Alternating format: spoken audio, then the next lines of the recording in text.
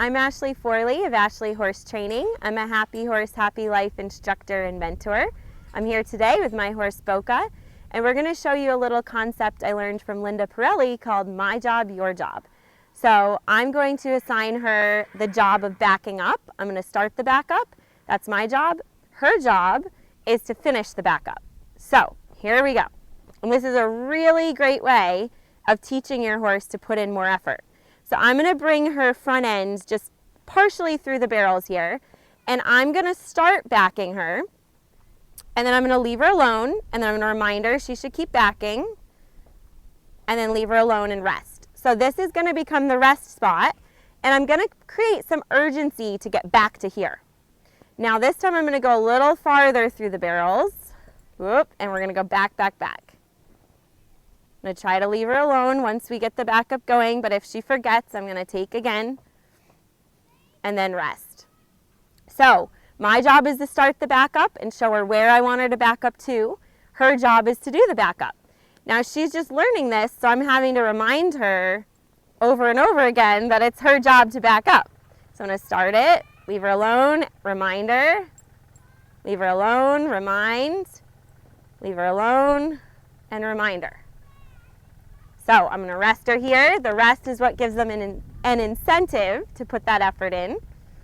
And then this time I'm going to see if I can go all the way through. If your horse has a hard time with partially through, you're not going to want to go all the way through. But I'm going to give it a go because she seemed pretty confident, just not understanding her job yet. Okay, so you can see I'm still having to remind her with every step that she needs to keep backing up. She doesn't have it down that her job is to keep backing up. I'm going to go again. And I'm going to immediately go into that backup. Like, you better hustle backwards. Ooh, she put in a little effort there. A little bit more. And then we're going to rest. So it's getting better. I'd like her to have a more clear understanding of the goal. It doesn't feel like she understands it yet. So that's why I'm going to do it again.